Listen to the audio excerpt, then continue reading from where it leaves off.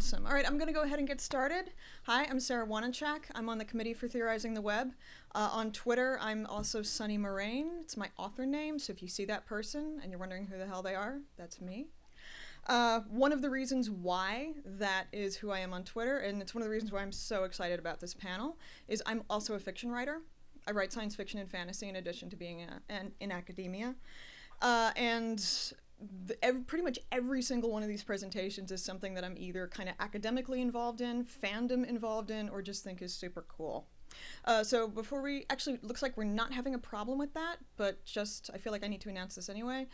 For fire code reasons, there shouldn't be any standing back there unless somebody is going to only be there for a couple minutes. So everybody needs to be sitting down. And it looks like everybody's done a good job kind of moving forward and moving in. Awesome. You guys are super organized. So yeah, like I said, I'm a fiction writer. I'm also an academic. I've written a lot on just fiction in general, traditional written fiction. I've written on video games. I've written on film. So one of the things that I'm so interested in about kind of how contemporary storytelling is working is the things that digital technology and especially digital technology that helps people to work collaboratively, the kinds of storytelling that is making possible. Because I think that if you're a storyteller, regardless of what kind of stories you tell, this is one of the most exciting times to be doing that. And again, especially because there is a kind of collaborative storytelling possible in a way that it's not that collaborative storytelling is new, but I think it's possible in a way that it wasn't before. And that leads to, among other things, a kind of remixing or various forms of cultural resistance, which we're going to be talking about, that I think is really neat and especially important right now. I think poignantly important in a way that it wasn't before. This makes possible kinds of self-narrative, stuff that's sort of fictional but sort of non-fictional. You know, our stories about ourselves kind of weave those two things together. In particular, fan fiction and fandom. And one of the things that I think is important about that is that that's kind of stigmatized, but I think that that's where some of the coolest stuff is happening, has been happening and is happening now. Things like twine games, which I think is a kind of sort of hypertext, very complicated, moving in a lot of different directions storytelling where, I mean, to be honest, some of the best stories I've seen recently have been twine games. So it's cool that people are starting to pay more attention to that. ARGs, alternate reality games. A lot of cool stuff happening there too. And a couple of the things that I've gotten most excited about recently, podcasting. The idea of radio drama becoming a thing again, which I never would have anticipated. Things like Night Vale, things like Alice Isn't Dead, things like Black Tapes Podcast and Tanis. Some of the best horror fiction I've run into recently has been on podcasts. Things like the Interface series, which is essentially a novel that was written in Reddit comments that people found and put together into kind of an ebook. But it's again, it's really strange, it's really creative, it's something that couldn't have existed before something like Reddit happened. And one of the reasons why I think this is so important right now, it's not just about resistance and it's not just about people creating their own stories and putting themselves into stories that are already existing in a way that wasn't possible before, but the question of what stories even mean. And what is a story, I think, is in itself a really interesting question and is something that people are having a chance to examine and talk about and work with in a way that I think is not, again, necessarily new, but really cool. And through these stories and through a lot of the ways in which they're being told right now, we can see sort of the construction of new forms of mythology. And one of the reasons why myths are so important is that myths tell us who we are. Myths are stories about the foundational elements of not just our culture, but about who we are as people. So I think storytelling is one of the most important things ever, and I think that these are all some of the reasons why it's not only important, but really exciting right now. All right, let me introduce our panelists. First we have Monica Torres.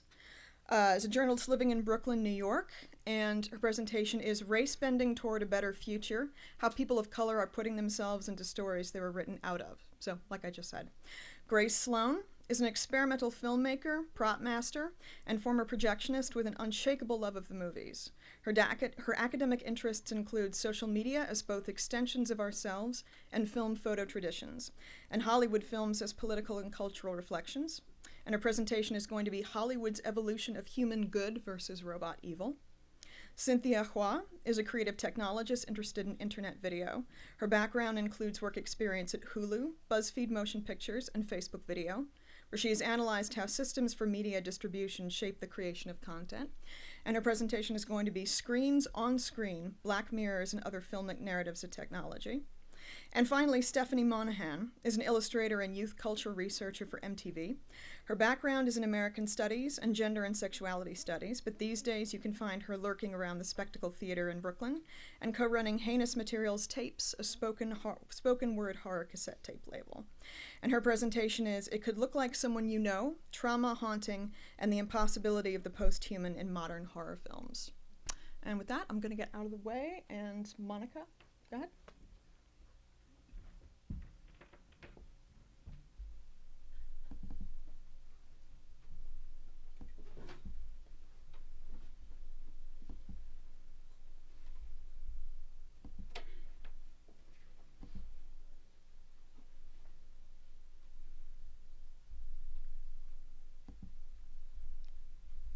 Hello, my name is Monica Torres, and I'm here to explain racebending, or why a fan was compelled to Photoshop John Cho onto the poster of a movie that starred Matt Damon. Through a process known as racebending, fans are responding to all-white casting notices by imagining people of color back into the stories they were written out of. It's a clapback to whitewashing. By tapping into the social, communal, responsive nature of internet fandom, fans are able to use all the online tools at their disposal, fanfiction, GIFs, fan art, and Photoshop stills like this one, to spread race-bent visions of better, more realistic worlds. Racebending is a term that was coined by activists in 2010 to protest whitewashing in the last Airbender film. For those not familiar, this is a bad film, based on a good Nickelodeon animated TV series. The TV show acknowledged that The Last Airbender was set in a fantastical Asian world, but the film's casting choices did not. The only reason Dev Patel even made the list is because white pop singer Jesse McCartney dropped out as the villain Zuko. This prompted activists to create Racebending.com, a site to document and protest bad racebending. They defined the term as any situation where the race or ethnicity of a character gets changed for a role. Racebending.com focuses on the whitewashing aspects of racebending. Casting white people to play real and fictional people of color is an enduring Hollywood discriminatory practice that sends the dehumanizing message the default voice for stories is still a white one. It says that white people can play a person of color better than a person of color can. Inspired by Racebending.com's activism, other fans decided to protest this erasure by filling in the gap. They flipped the script on racebending. This is the part that I'm going to be focusing on. The administrators behind the Dream With blog Dark Agenda, an online community for fans of color, created the Racebending Revenge Challenge. It is the most creative fanfiction exchange on race I've ever seen. Racebending Revenge asks writers to racebend or rewrite a white character as a person of color, in a fanfiction of at least 500 words, with some acknowledgement of how that racial difference would make a difference to the story being told. It's the last part that was key. This wasn't going to be colorblind storytelling. Unlike Hollywood racebending, this challenge understood that the key to good storytelling is a character's relationship to power. Like, what is this person's relationship to authority, and how does that change with their skin color? In writer Daniel Jose Older's guideline on how to write about race, he explained that creating this context to power means acknowledging the microaggressions and hate crimes, body image, life-changing decisions, everyday annoyances, and depth of historical community trauma. Those nuances are what make a story, and not just propaganda. So, how would a brown Sherlock Holmes need to approach strangers' doors to solve crimes? What if Superman had been taken in by the Kents in 1930s Kansas? How would a Latina Buffy feel about a town that thinks she's part of a gang? These are all thorny questions around power that submissions to the challenge wrestled with.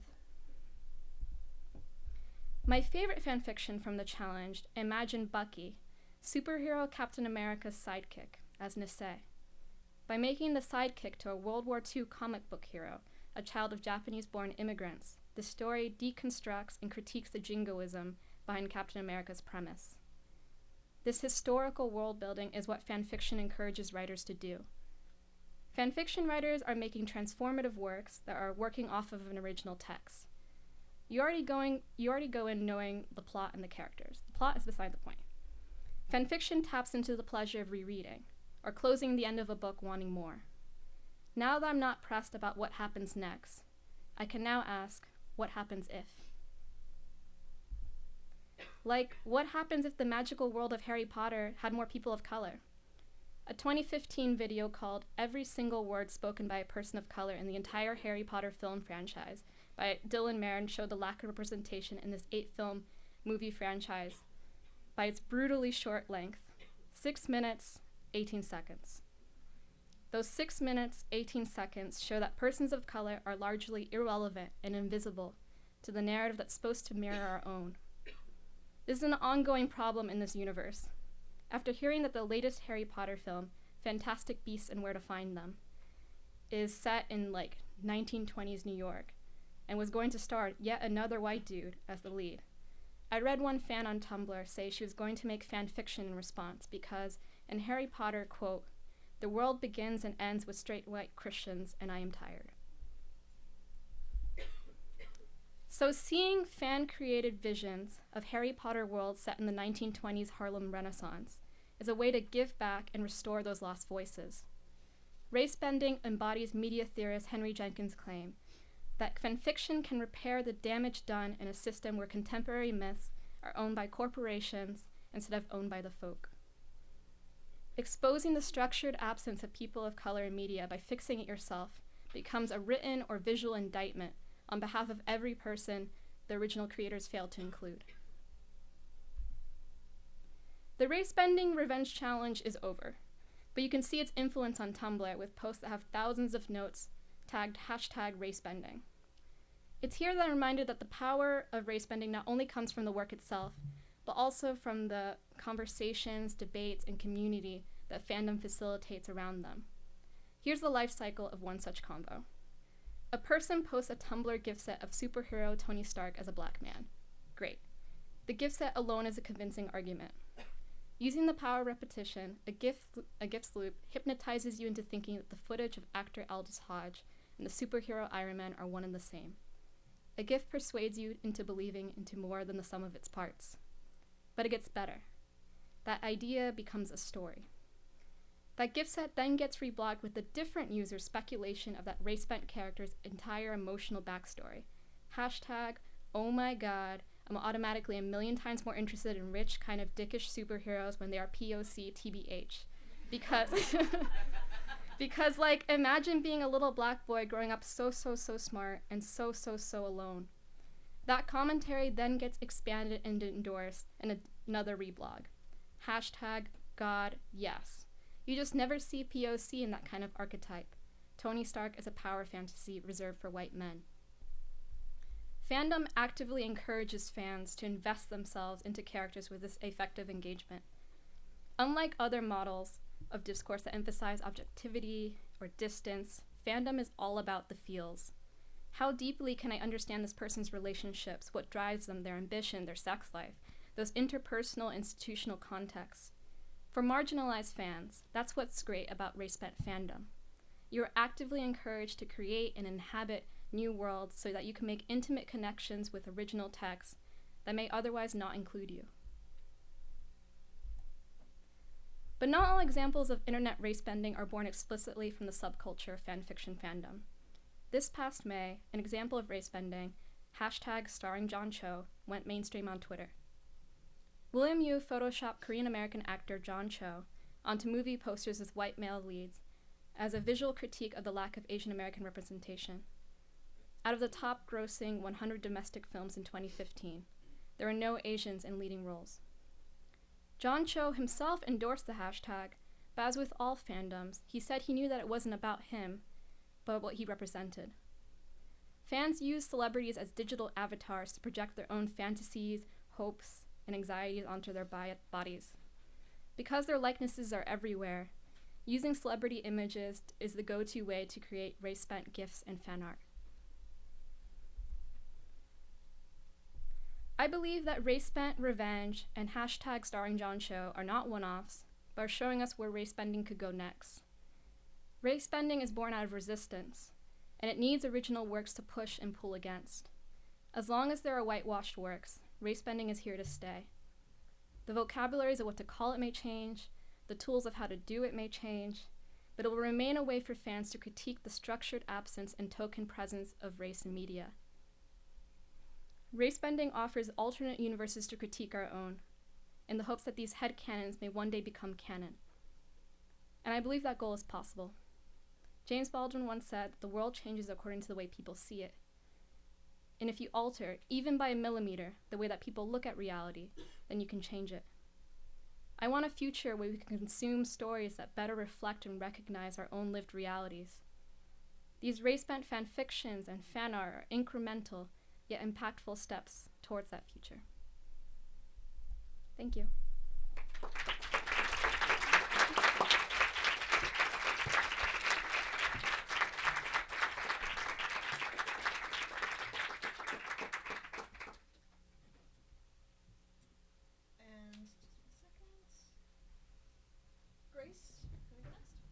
Grace Sloan.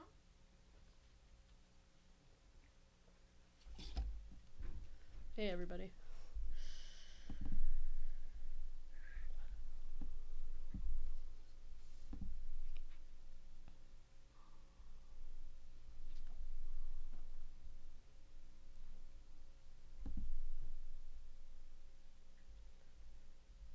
Hey there. I'm talking about, my name is Grace Sloan. Sorry, let's start there. And I'll be talking about robots throughout Hollywood history. Let's see if I can make this GIF work.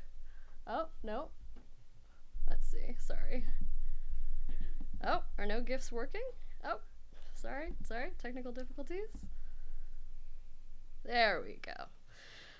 These are the evil us's, the evil Bill and Teds that are sent back in evil Bill and Ted's bogus journey to kill Bill and Ted, which I just thought was a nice introduction to evil robots. So Hollywood films are our modern mythology, and while analyzing each film is a wonderful act in itself, today I will be looking at films across genres, across qualities, to find common thematic ground and to hopefully shed light on how that culture might have been feeling at the time of that film's release. The term robot was first used in a play called Rossum's Universal Robots in 1920, and it was by a Czech writer, and since that very first instance, it's basically been the same story. We build a mechanic creature, it's often humanoid, they wake up, they try to kill us, and then we try to survive. This has been a very simple good versus evil story that has persisted to the current day. I'm not going to be talking about what I call side robots, which are just robots that aid in either the protagonist or the antagonist. It is interesting that they often end up being maids, servants, and anonymous police forces, or like Weebo and Flubber, who is literally a side robot as he tries to break up the marriage of his creator. I've broken up the history of robots into 6 major sections. The 2 major sections the most interesting major sections are, or eras, are the mid-'80s through the early 90s and the late 90s through the mid-2000s. You'll see why soon. But I just want to touch briefly on before that. Pre-1980s, there's a lot of robot monster movies, literally robot monster, where you have Ro-Man. These are robots in traditional monster movie roles, so they are evil robots that humanity has to rally against. Gort from The Day the Earth Stood Still is a little different. He more acts as like a policing doomsday device. The Daleks are traditionally evil. They were programmed to kill and destroy, and conquer planets without remorse or any feelings. And Hal is the most, well-known AI system who killed his crewmates really as a way. They suggest shutting him down because he starts to malfunction, so it's a self-preservation technique to kill them. So it's evil by self-preservation, which is also a very common robot theme. Then we get to the 80s, which are the best. These are the Killbots from the film Shopping Mall. There's a huge, massive surge of robot movies between 1984 and 1991. It makes sense. New technologies are being developed. Mac introduced the first personal desktop in 1984. Cellular services were starting to come to be. Ronald Reagan introduced the Star Wars program, which was a missile defense system. Basically, the ideas of tech and global terror started to really come together around this time.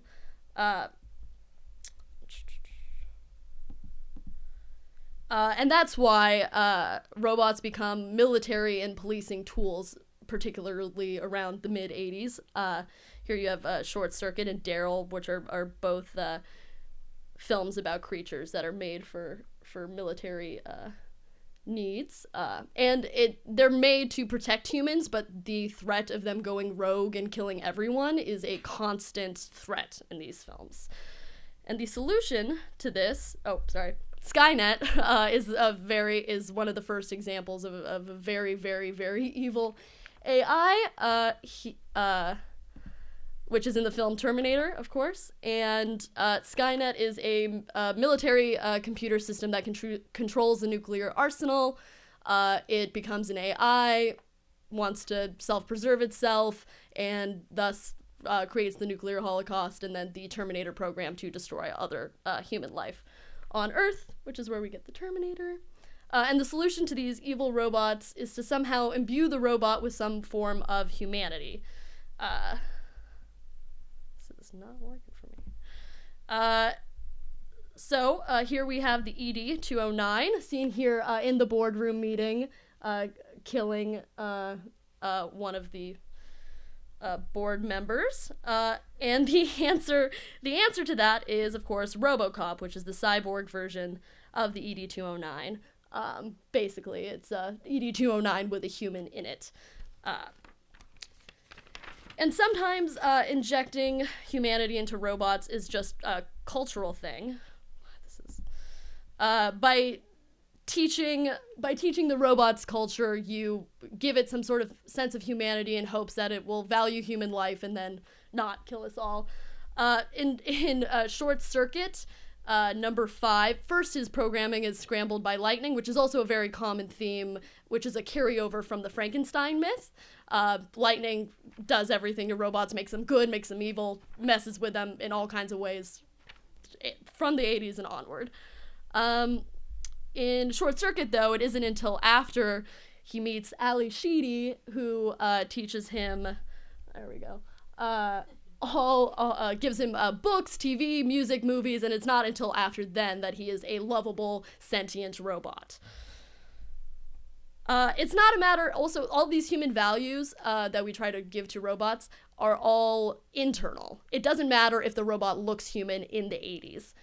This is 2 very, very different filmic examples, but in Deadly Friend, the brain of a robot, BB, is placed into this dead girl, and BB immediately goes on a rampage of killing because it didn't get a kill as a robot. And on the opposite side of that is And You Thought Your Parents Were Weird, where the ghost of their father enters a robot, and then it's just a lovable robo-dad, voiced by Alan Thicke, perfectly. So it's not about physical human materiality, it's all about internal human values.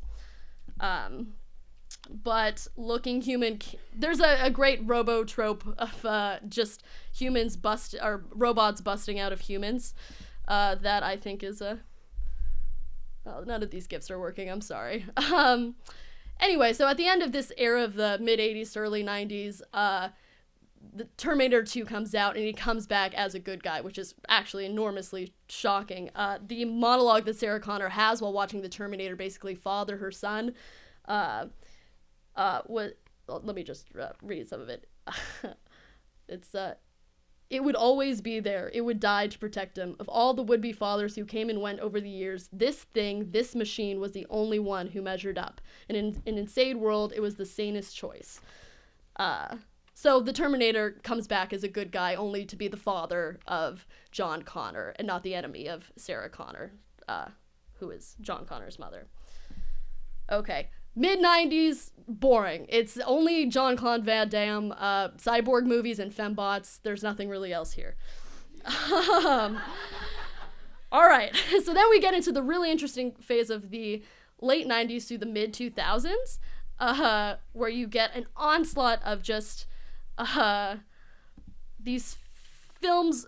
First, the robots are unique. There's always one robot that wakes up that is somehow mystically better than the other robots, and they try to be people in a way that's it's not imbuing it with like inner human values. They literally want to become people.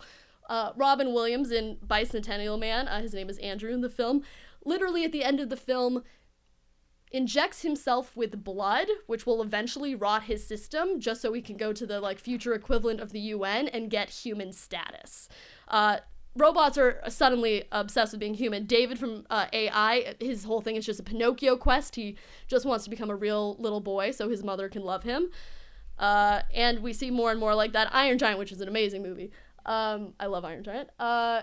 He is told he can be whatever he wants, and he chooses to be Superman, which is technically not human, but it's human plus. It's like a human, but more, and fighting for humans. There's also a great, it's the true love's kiss trope is you, Sleeping Beauty, you kiss her, she wakes up, and this works in Robots too in that, the kiss is some form of human love that trumps technology. Neo is shot down by agents, but Trinity kisses him, and suddenly he can control the Matrix. It also happens in Inspector Gadget. He's dead in a landfill. He gets a kiss, and he suddenly doesn't need the control chip to make him work. His human heart was able to overcome his technology. I'm not going to talk about iRobot, but it's a great variety on the theme. There is a robot attack, but then at the end, sorry for spoiling it, you find out the robots just wanted to preserve humans so much that that's why they attacked them, because they were afraid the humans were just going to destroy themselves. Isaac Asimov's 3 Rules of Robotics, which is just basically robots can never harm anyone, extremely, extremely relevant to this phase of movies, from the late 90s to the mid-2000s. From mid-2000s onward, just a lot of animation, alien robots, nothing that really sticks culturally, except for WALL-E, of course, everyone's favorite robot, very based on Short Circuit. He has to tell humans that they used to be good. You know, he goes to space, they've destroyed the planet, and he has to remind them that they were once a great people to come back to Earth and to make that happen again. He watches the movie Hello Dolly throughout the movie, which is same like Short Circuit of just the human knowledge and human sympathy. A good just illustration of how far we've come is RoboCop versus the RoboCop reboot. The first RoboCop, even though they're both technically cyborgs, the first RoboCop he died. Alex Murphy died, and then his memory was erased, and then he was a robot who was remembering that he was a human. That is extremely different than the new version of RoboCop, where he knows the whole time that he was a human. He has to immediately deal with his family after the accident, and this idea of him being, he's not a robot. That's a cyborg, that's a robot. That's the gist of it. Sorry. Just more RoboCop shooting. Westworld is also just a very interesting comparison in that we do not sympathize with the robots in the original 1973 Westworld at all. There's only the Yul Brynner bot who is evil from the get-go, and as all of the robots go evil, he just gets more evil, as opposed to all of the characters in the new Westworld that we have tremendous sympathy for. And this just brings us to Blade Runner, which I didn't mention because I think it's too brilliant of a movie for any of these thematic categories, and I think it's really a question of what the new Blade Runner will bring that will continue to define us as where we're at right now. Because I think that we are at another great period of robots. We have another influx of robot movies with Ex Machina, with Chappie, of robots that are really determining life for themselves, which they don't want to be humans, they're robots, and they're gonna figure out what that means for them And I think that's very exciting. And that's all I've got, because I'm way out of time. Thank you. It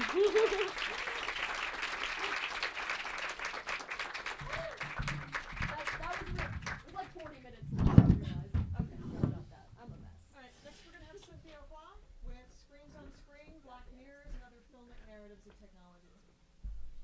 Hi. Oh, wait, I'm sorry. Guys in the back, we really don't want to have people standing, so if you can, like, kind of move in, or we don't really have any seats. So, you know what? If a fire happens, just try and get out of the way. Hi, everyone. I'm Cynthia. I was introed earlier, but so currently I work on video at Facebook. I've worked at a couple web media companies. But before that, I studied film theory academically. And this is, I guess, some research I did looking into how movies try to portray the internet in general. And it's an interesting question because if you think of film as sort of the medium of the 20th century, the internet is more or less the medium through which we tell stories in the 21st century. So you have one medium trying to tell the story of the new one that's displacing it. Probably the most obvious example of that is Black Mirror. That's the most, I guess, well-known way that cinema and TV have tried to tell the story of the internet. I think its title sequence is very interesting. If you remember the full title sequence, what happens after the Black Mirror title pops up is, you have the screen sort of cracking. And it sums up quite nicely how in a lot of portrayals, a lot of stories where film and TV try to portray the internet, it really breaks up the traditional mode of film storytelling. So to go back a little bit, for most of the 20th century, Hollywood developed a very rote way of telling stories. There were all these rules. You went to film school, you learned how to edit movies and put them together in the same way. And all of that was basically to try and fool and convince you that what you saw on screen in like a movie or TV is reality. So you learned all these things like, for example, this is from 2001: A Space Odyssey. It's a famous case of visual matching between edits. So to try to give you the illusion that what you're watching is real and not an edited film reel, you match what the last shot ended with what the next shot begins with. So you see that with the bone here and the space shuttle. And they did this there's tons of examples of matching between edits. You have graphic matches, you also have sound bridges. There are all these little tricks that they'll teach you when you become a film editor and director to try and fool you into thinking there's only one perspective. It's the film camera. Technology, however, I guess makes that a little more difficult because one of the things that technology does is it kind of breaks up the narrative. It allows you to have a story taking place in different places at different times. That started happening already with the telephone. So this is an early Hollywood movie. It's called Pillow Talk, and the whole premise is these two people, they talk on the phone every night, and eventually they fall in love. It kind of brought about this tricky situation where the film editor had to show two people at the same time on screen. So this was a very prominent initial use of the split screen. But as you see, what they did here is they matched visually matched the two sides of the split screen, so it kind of looks like one image. And actually, by the end of the movie, the couple gets together. So essentially, they've merged the split screen by the end of the image. So this was one example of a way that Hollywood is able to keep kind of its unified, single, linear narrative. All this kind of falls apart, though, in the internet age, where most of the times when you tell a story, it involves dozens of people in dozens of places, with all of their individual narratives happening at once. So this is from a horror movie called Unfriended. And part of the, I guess, component of Unfriended that's supposed to be scary is you see a simulation of a computer screen where you have all these webcams happening at once, and you never know when something's going to pop out. So I thought today we'd look at a couple of the different problems of depicting the internet that films have been dealing with and how they're working through them. So as I kind of gave an example earlier, spatial and temporal fragmentation is one of them. You see this a lot in teen movies where teenagers will text at the same time that they're involved in another conversation. Essentially, like theoretically on a level, what's happening is you have the A plot and the B plot of a TV show and a movie occurring simultaneously. So this is from The Fault in Our Stars, which I thought was a cool big movie example of this happening. there's like a romance in the movie, but the way that romance happens is a lot of it happens over text message, and it happens over different times in the day, and while the characters are not actually together on screen. Also, Mindy Project is a good example too. I thought this was a funny example because what was happening here is, I guess there was technically a sort of romance plot line, but someone had stolen her phone. So because of all this temporal and spatial fragmentation, you had almost the illusion of two characters coming together, and they didn't actually in the end. And then here's a cool clip from Sherlock of, on the screen you have tons of reporters getting the same text message at once, so it's like, where exactly do you look? The next tricky thing that films have to deal with is a lot of our experience of the internet is very internal and virtual. Like, we sit in front of a laptop alone most of the times when we're online, and that makes it very difficult to make movies about computers. And you see that a lot in movies about hackers, like The Social Network being a very mainstream example. It's hard to make it very exciting to watch a person just type on a computer for a long period of time.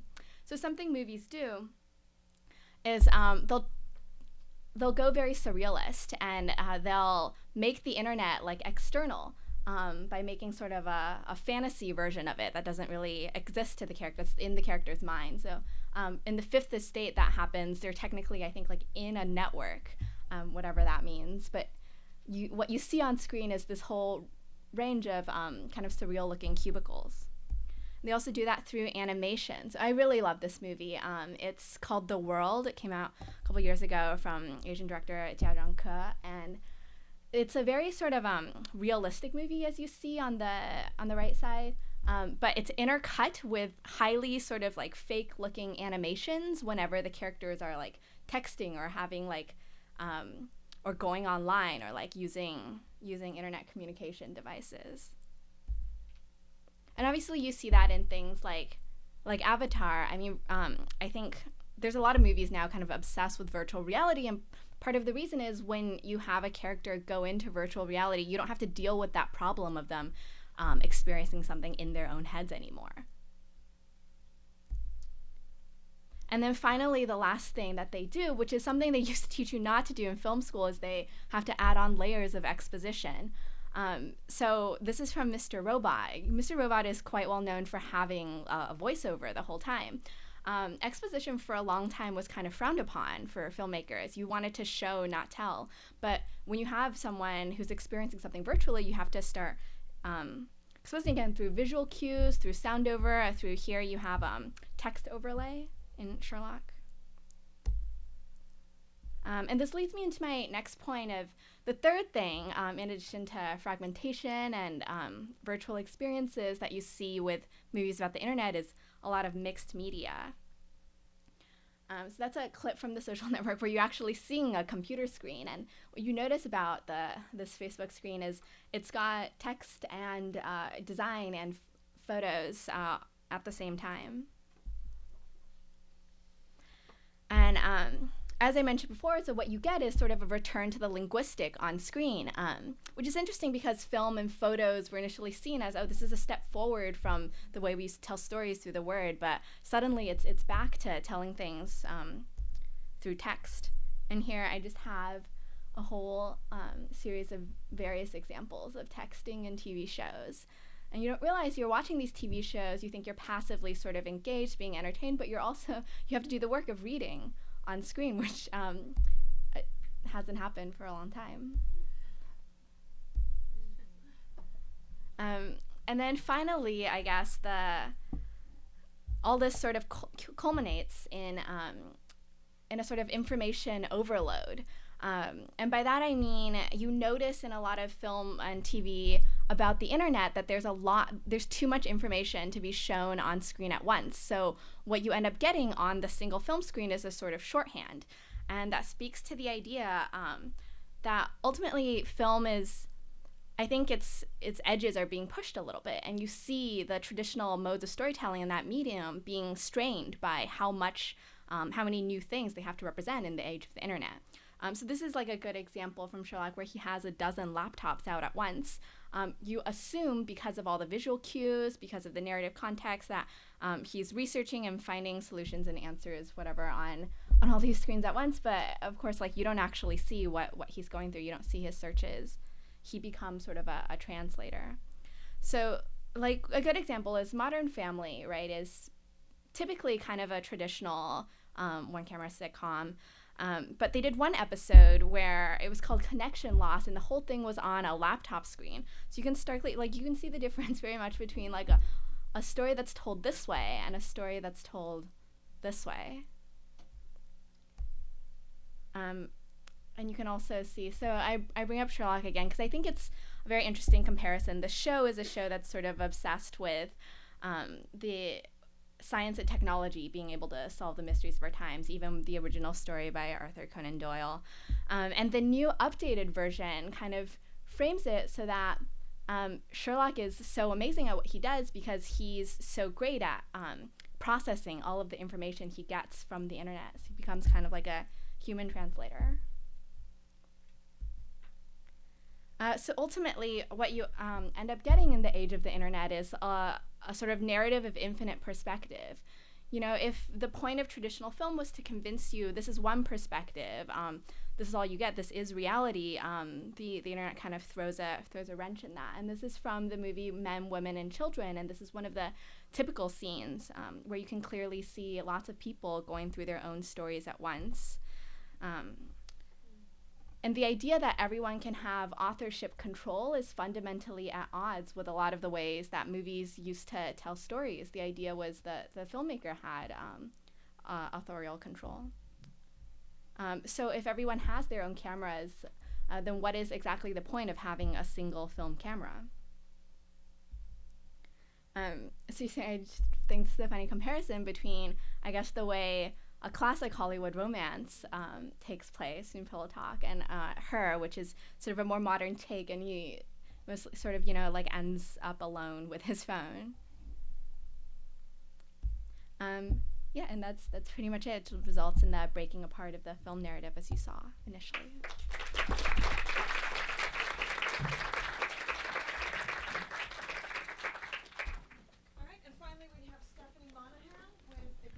Someone you know, trauma, haunting, and the impossibility of the post-human in modern horror films. Simple stuff. Simple stuff.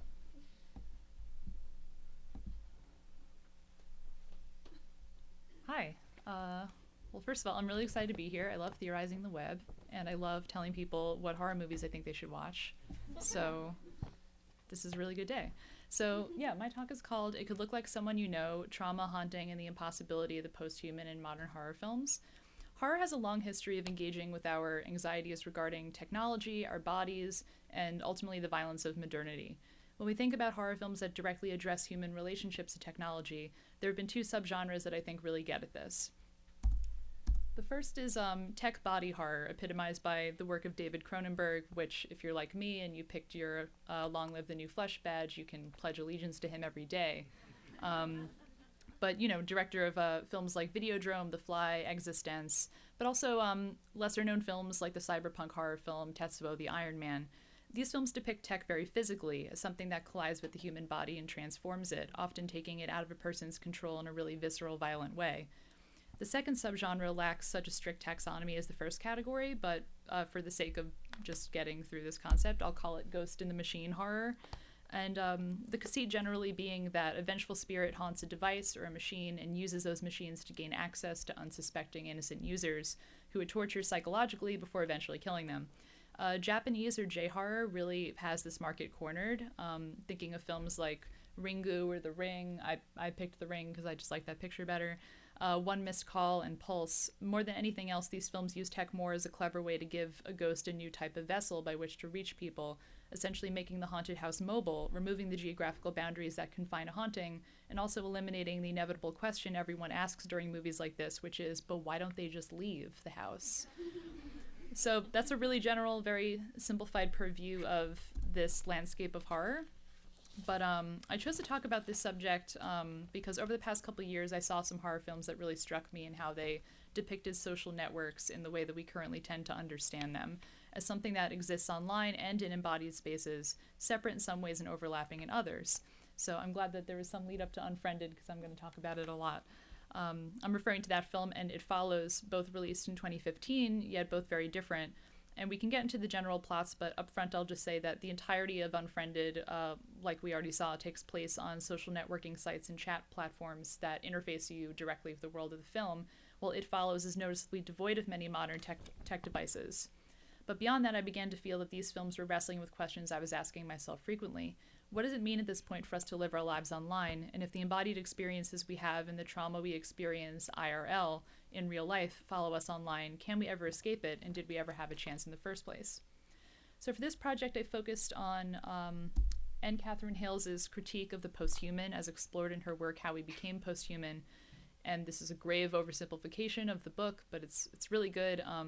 And in the text, she takes issue less with the idea of the posthuman itself and more with the mind-body dualist fantasy of the posthuman that arose throughout the history of cybernetics. And a lot of the book is the history of cybernetics. If you're into stuff like that, it's really great. She claims that just because information lost its body, quote unquote, it doesn't mean embodiment is not essential to human being. Our embodied realities and experiences are major components of what makes us human, and that a post-human reality, for most, would just replicate the same oppressive structure that punishes people constantly for their embodied differences and perceived identity differences. And this question of embodiment informs a lot of what we should consider when we think about our lives online, how our digital lives and our embodied lives are not just intertwined but enmeshed, and about who typically gets to move freely online and off without the threat of harm and who does not.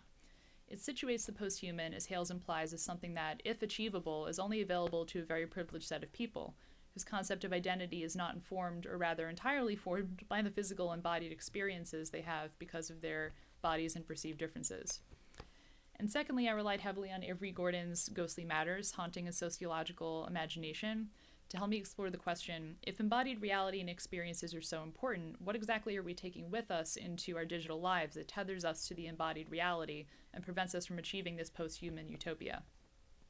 Gordon defines haunting, and I'll be using this a lot in this talk, as the one way in which abusive systems of power make themselves known and their impacts felt in daily life. It is an animated state in which a repressed or unresolved social violence is making itself known, sometimes very directly, sometimes more obliquely. She also differentiates between haunting and trauma, claiming that while trauma is something that lingers with us, it's more of an individualistic obstacle, while haunting makes itself known in order to push us to action, to correct a violence that's social and historical. And I just have a quick quote from her here. The ghost is not simply a dead or missing person, but a social figure, and investigating it can lead to that dense site where history and subjectivity make social life. Being haunted draws us affectively, sometimes against our will and always a bit magically, into the structure feeling of a reality we come to experience, not as cold knowledge, but as a transformative recognition. So back to these films, in case anyone hasn't seen it, just a really quick plot synopsis. Unfriended takes place, like I mentioned, entirely on a protagonist's laptop screen, and that's the viewer's interface into the world of the film. And we follow the main character. She picks a song to play on Spotify and pokes around on Facebook until she meets her friends in a Skype group chat to discuss buying concert tickets. But there's an extra profile in the group that no one recognizes, a glitch, and they try to remove it to no avail, but don't stress about it too much until they begin receiving messages from the Facebook profile of their friend Laura, who committed suicide a year prior. And then she picks them off one by one, forcing them to reveal all the ways in which they've betrayed one another over the years. It's really great. Super underrated movie. And she instills in them each of the feelings of pain and shame that they'll carry with them to wherever they're going next, once it's revealed that they're responsible for like the cyberbullying and trolling and uploading an embarrassing video that drove her to kill herself. But the drama of the film centers around the characters differentiating between what is or is not a crime based on them perpetuating it online versus off. They maintain a certain innocence and self-righteousness because everyone else was posting nasty things, so we just did it too, or it was just a joke. No one expresses any visible regret until the very end of the film, where Blair, the final person left in the group chat, is revealed to be the person who originally posted this incriminating video, and she apologizes for her role in the tragedy. And it's with this one final acknowledgement of the collapse between her embodied life and her digital life that the ghost gets the recognition she seeks, but still dispatches with her anyway, because that's the kind of movie that this is. And the other film, It Follows a college student who sleeps with her new boyfriend, who then reveals to her that he passed along a sexually transmitted haunting, and the haunting takes the form of a person who slowly walks in the direction of the haunted, And you can go as far away as possible, but it eventually reaches her. And he tells her it could look like someone you know or a stranger in the crowd, anything it can do to get closer to you. And the only solution for her is to pass it along to someone else and tell them to do the same, and so on and so forth. He then drops her in the street outside her house, traumatized and shaking in front of her friends. When she attempts to evade the haunting and then pass it along via casual sex, it eventually comes back to her. She later sleeps with her oldest friend, the only male character in the film who genuinely cares about her well-being. And it's this gesture of intimacy that keeps the ghost at bay, but there is some doubt cast on this. So what should we consider the ghosts in each of these films? Within the framework established here, I believe the hauntings or ghosts act as information and digital channels. They are essentially all of the parts of oneself that have been uploaded online, our behavior, our traumas, as well as our keystrokes and locations logged. No matter where the haunted escaped to and it follows, whatever it is locates them. For every place they go has their footprint in it somehow. Their friends' houses, places that make them feel safe, places that are associated with memory or trauma. And even as they attempt to give the information a body by trapping it in a pool and shooting it, it doesn't really seem to work in the end. And it's I wanted to pick It Follows because I think it gets as like creating a universe that it itself works as a social network, kind of replicating our online spaces, even if there's a noticeable lack of technology in the film, aside from this really cool e-reader that I really wish existed in real life. And since I'm running out of time, I will skip ahead and just say that also in Unfriended, the ghost of Laura Barnes is essentially information as well. It traps the characters by using things only an omniscient data-collecting being would know, not what the actual person would know. It locates pressure points from them, forcing the kids to trigger one another into betraying each other. And it's meaningful and it follows that the haunting appears to Jay in forms that touch her consciousness in disturbing ways, generally appearing as people who seem to have been assaulted or as men who look threatening. And it's never revealed what happened to her, but you can tell that it's some form of her subjectivity that has been uploaded online and forcing it to reveal itself over and over again. And lastly, another thing that Gordon brings up is, well, what is it that's haunting us and what is it that's carrying this trauma into online spaces? And she invokes Walter Benjamin's idea of profane illumination. And Benjamin said that profane illumination captures just that experience of a ghostly matter. It's telling us something important that we hadn't known before. It's the everyday things in our lives that all of a sudden in a new context after surviving something or going through something reveals itself in a new way and forces us to act.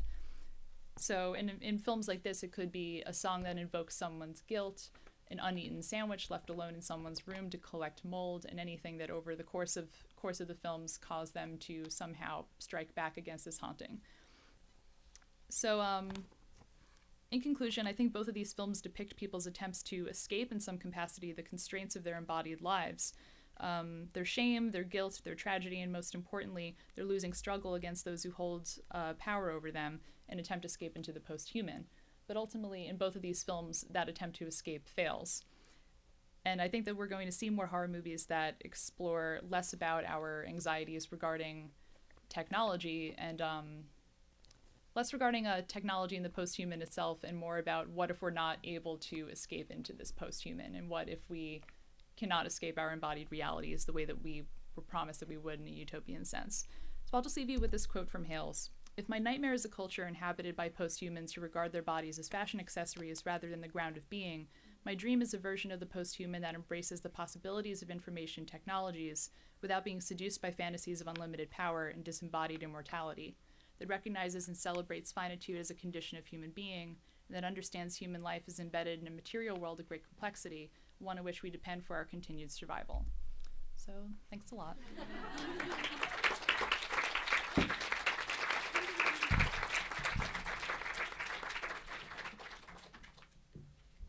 All right, thank you all so much for being so good about time management, because that means we have a lot of time for questions and discussion. So let me throw it open. Who wants to start? Who has a question? Who has a comment?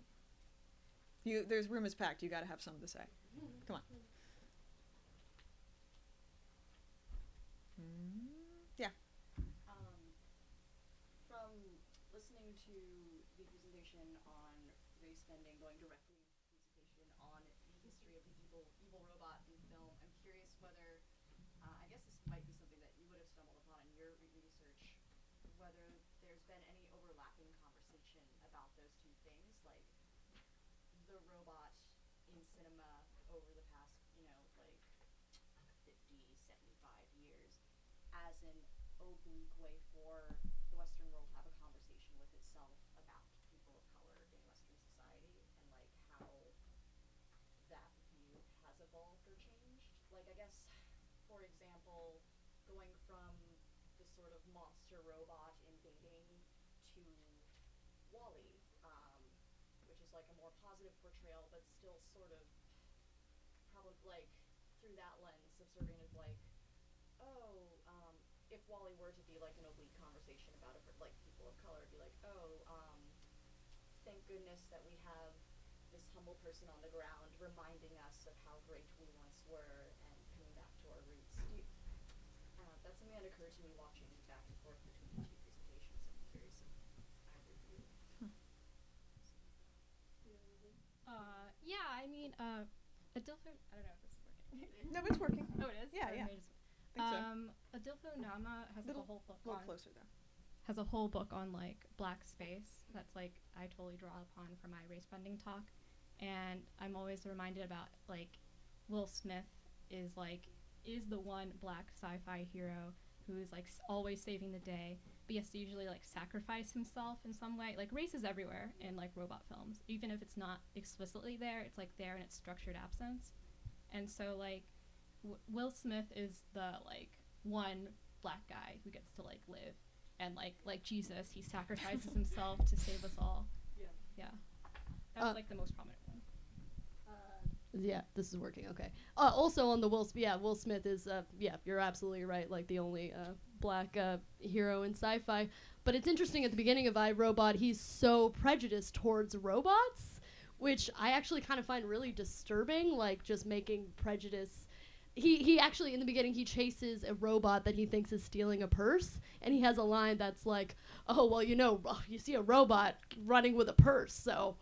You know what that means. I gotta arrest him. Which and the person whose purse it belongs to, and who the robot belongs to, is another black woman who is just like, "What's wrong with you? This is my robot. I was missing my asthma medication. Like this, no robot can commit crimes. It's not in the robot that Isaac Asimov's robot code." Which. I mean, I guess he overcomes his prejudice, and maybe that's the metaphor. That's the thing that it should never have been there to begin with. But I think it also speaks to like the self-hating aspect in blackness, and that's what the film is speaking about. Because also that he has like his own arm is like robotic, so like even though he hates robots, he's part robot himself.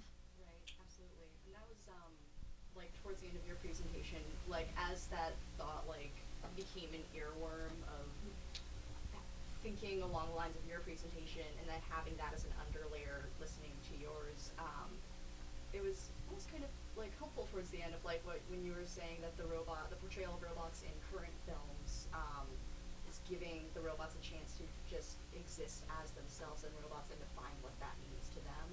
Like if we were to look at that as part of this conversation, of like robots have to stand in for a conversation of people of color, when people of color should actually just be in movies, but that's sort of a hopeful note of self-determining identity. Right. Who else? Yeah. In looking at the relationship of race bending and screen and these various technological concepts being presented in the film, what is your take on the relationship between representation and tokenization in each of these concepts? Sorry, can you say like representation and tokenization between like screens? So in the context of race bending, what do you think is the relationship between representation and tokenization? Race bending in particular. Yeah, like I think definitely because one of the like things you have to think about race bending is that it needs to have a whitewash work to work against. So you're obviously tokenization is always very present in any conversation around it. So that like you want to have like you're always working against like against a white text, and like so that's like it'll be interesting to see like I don't know, I feel like more examples of race bending are like doing it whitewash text instead of like in between different races. Sorry, I don't know if did that answer your question or. Sure. Okay. All right. Who else? Thought, comment? Yeah. Yeah, my question is for Grace. So I'm interested in sort of correlations between some of the trajectories we're seeing in cinema and the inception of various paradigms around technology in our own world. And your sort of summarizing point about the trend that we're seeing right now, it seems like one of those trends we're seeing on screen is the idea of the feminized body, right, and the robotic. And I'm wondering if you think there's some sort of correlation between the things that we're seeing in terms of like Alexa and Siri, right, and the way that we are sort of trying to, in some ways, give shape to the conception of feminized identity in relation to our technological world. Yeah, definitely. I mean, sadly, traditionally, female robots have tended to be like sex. Well, no, I shouldn't say sadly. That's not fair. But like, they're sex bots. They're for pleasure models. Fembots is a continuation of that with a little bit of edge. But with Ex Machina, we have Ava, which is I'm trying to think if there's any really other like strong female robot characters. Well, Dolores in Westworld, but yeah, I mean, yeah, I think we're just finally getting a woman robot's perspective. That sounds bizarre, but yeah, because they have been, especially like in the 80s, traditionally male. Even if there's no reason, often robots are often gendered for no reason. Also, there's just no reason for it. So, and they're often gendered male across the board. So, yeah, I think we will see a lot more powerful female robots. I hope that. And I think Alexa and Siri, since we're talking to, I guess, powerful female robots, is definitely contributing to that want as a culture. Yeah, in the back. I'm not quite sure the name of the speaker who was discussing it, but about how movies can't capture like the fragmented world we're living in.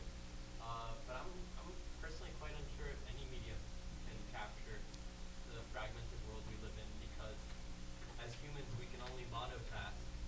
We can't actually see more than one thing and one thing really process it. So what medium do you think, if there is one, is arising that can actually capture like technology as a fragmented reality?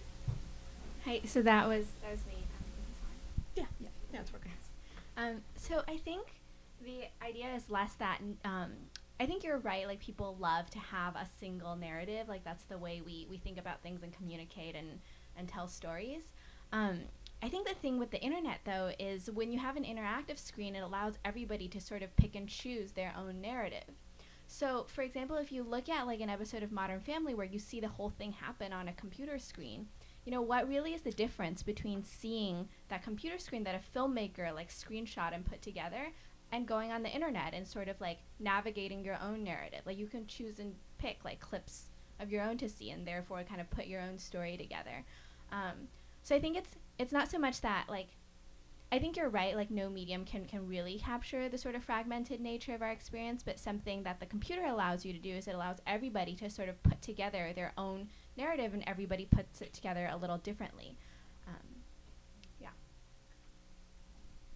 Yeah. With Follows, I think there's also this element of like the endangered woman as the horror trope and how that plays into sort of post-human discussion. Can you talk a little bit about like how gender plays into these discussions of post-humans? I feel as if a lot of those conversations like we can solve gender and things like that, but post-humanity. You cannot solve gender with post-humanity. Can't solve a lot of things with post-humanity, but yeah, I mean, there's so much more I would have liked to say with a little bit more time that got lost, but I don't think it's any accident that in these, film, and not just horror films in general, but in these films in particular, it's, trauma and like experiences of vulnerability that are like women's experiences. And I mean, also horror is really whitewashed too, and I don't know, there's so many other stories that could get as that as well. I would argue that Get Out is also something that kind of looks at social networks in a similar way, but that movie was not out when I wrote this paper. But yeah, I don't really know what to say other than like I think it's totally, you know, intentional, and you know, these are both male directors who made these films, and it's easier to put like not just an imperiled women, but also like, and it follows Jay as like she's a college age girl, and then over the course of the film, the places that she goes within her social network to get help are like the ice cream parlor where her friends are working, or like there's really her being like a 20-year-old is kind of incidental because most of the film she spends time in pajamas with like a cast on her arm, and she kind of reads like a child. And I don't know, yeah, I think both of these films kind of like infantilize the experiences of young women, but those are also like the parts that they share of themselves that get like uploaded online. Does that make sense at all? Yeah. It's really interesting to hear about multiple perspectives happening in film, but I'm curious to know, given that that's a linear kind of time-based medium, like what's the potential for non-time-based, like interactive film, or like are there other mediums that are on the rise that would give a completely different way of storytelling? Yeah, I think that's definitely true. Like, even if you look at the films right now that are portraying the internet, it almost seems like they wish they could be like forms of web media. So I think the simplest version of that is short form video that you see on the web, where you choose what clips to watch, you choose what order you watch them in. And the more advanced version of that is obviously like 360 video and virtual reality video, like the things that are happening at Oculus. So you already see a lot of creative people like creating narratives for those kinds of medias, and I feel like we haven't even really begun to kind of explore like what does narrative look like when it surrounds you like in a 360 context, and when it's personalized, and when it's interactive. Like, where are the places that narrative is still going to like differ from like real experiences? There is also there is a horror movie. It's not good, but it's called Sick House, and it was released as a Snapchat story. Did anyone hear about this? And it was in partnership with like a popular YouTube star, and I don't know a lot of YouTube stars, so I don't know who she is, but she had a ton of followers, and she, you know, partnered with this production company that like helped her shoot a horror movie, and she kind of tricked her followers into thinking that she was going to this cabin in the woods with her friends for the weekend. So if you followed her Instagram story, the movie unfolded in real time, and if it was better done, you might think that it was real, but but there's totally like an opportunity for like new media to capture those stories. Misinformation. Yeah. I'm glad you brought that up, because I was kind of counting the various things I've seen that use like internet in media, and some of them have been a little bit painful. Like, one of my favorite movies was actually Blue Out of Sundance. It's called Southland Tales, and the whole time they've Yes. got these, they've got these kind of CNN, Fox News like things coming up, and throughout the movie you see like the world starting to really like lose it and go nuts, and kind of the backdrop to that is that watching those TV clips and starting to get really, really anxious. But yeah, it was so much to watch that you have to watch the movie like several times to even kind of absorb the content fully. So I guess hopefully it gets better. What do you guys have you noticed painful examples of trying to like increase that content? I think it'll be very interesting to see the remake of Blair Witch Project now that it's sort of a web-based movie. I think they'll touch upon a lot of things you were talking about. I was really afraid that you were going to tell me that like you made Sick House, and that's why you. I like the idea. I think it's a cool idea.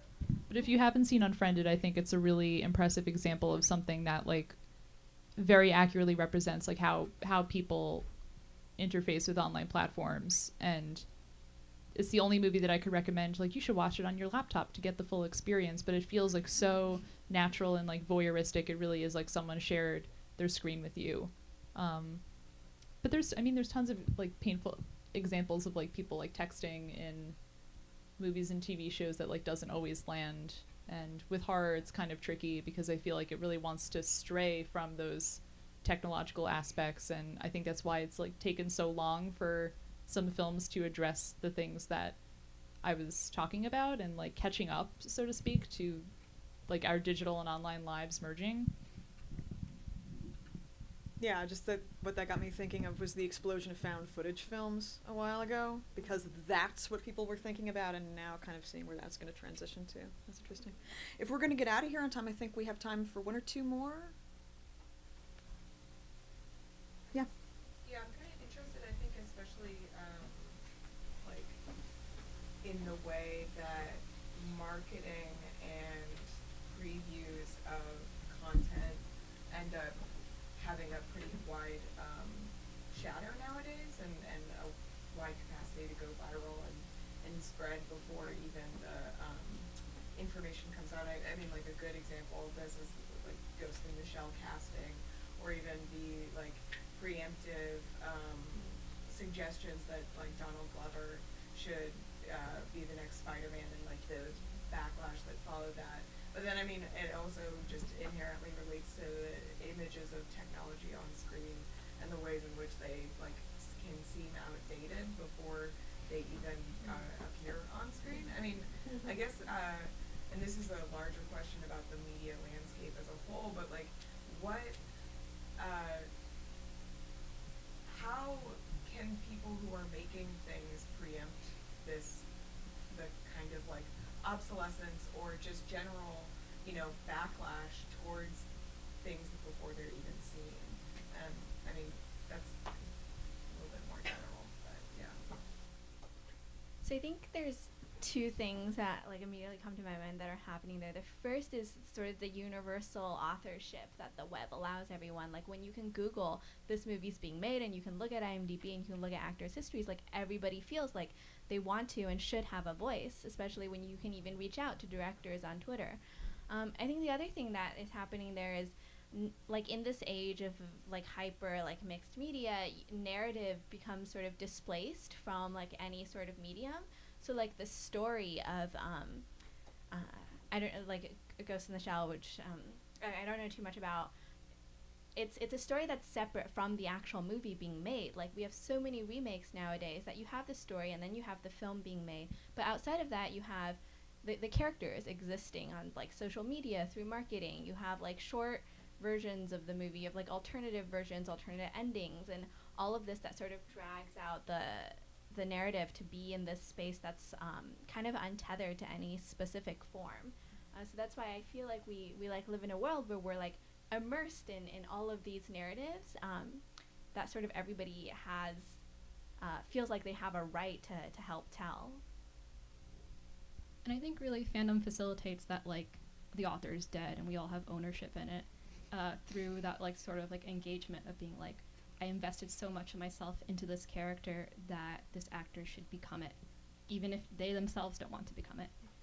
And I think like the technical solution to casting notice is just like more like explicitly saying that actors of color can be in the casting notices, because that Racebending.com started as a protest because like it was only Caucasians as like the leads, was like I think the quote from the casting notice. So like that whole campaign started from just seeing a casting notice. Yeah, and to go off of your presentation, something interesting that happens with online video in general is like the internet gives minorities a way to sort of organize and ask for representation. And something you see in internet video in particular is the big stars coming out of places like YouTube, like Facebook video, etc. They tend to be less homogenous than traditionally the type of stars that come out of Hollywood, partly because the internet, you know, a view is a view no matter who it comes from. All right, I think we have time for one more super quick one. Yeah. Oh, wait, I'm sorry. Because you already got one, I think I saw another hand up. Yeah. Yeah, I was listening to a podcast with Neil Stephenson recently, and he said a quote that resonated with me, and I saw some themes from your talks, so I was wondering if you could respond to it.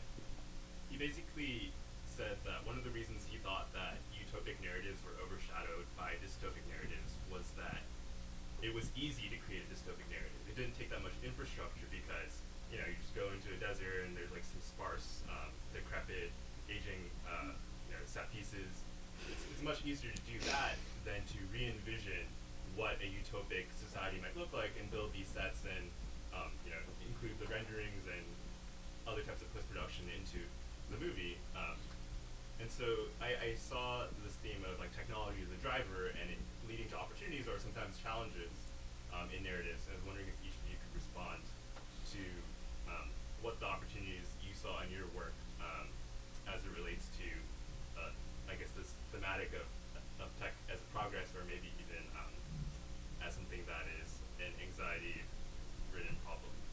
If each of you are going to respond, you got to keep it to like 20 seconds, or I'm going to get in trouble with the rest of the committee. Okay, I can just be quick. Yes, totally. I think that like good fan fiction should like rein in your dystopian impulse to just be like, there are no, like everything terrible is going to happen, because that's not the lived experience of like most people of color. It like holds ambiguities and contradictions, like we're all contradictory people.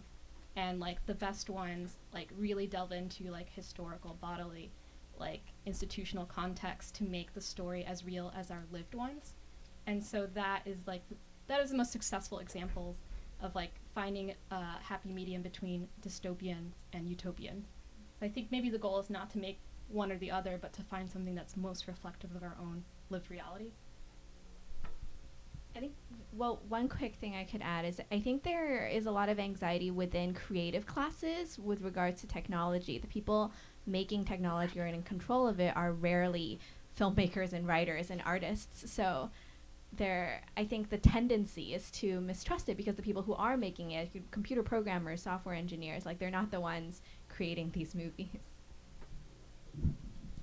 I mean, horror is tricky because it's, there's not a lot of utopia to be found in it, but really quickly, I think like what I kind of got at in doing my research is like what to stray from, that maybe like reliance on like trying to figure out how to become post-human, trying to figure out a way to, forget our historical memory is not helpful, that, preserving your historical memory like matters, preserving like what haunts people and traumatizes people matters to help us figure out where to go and like build a new future.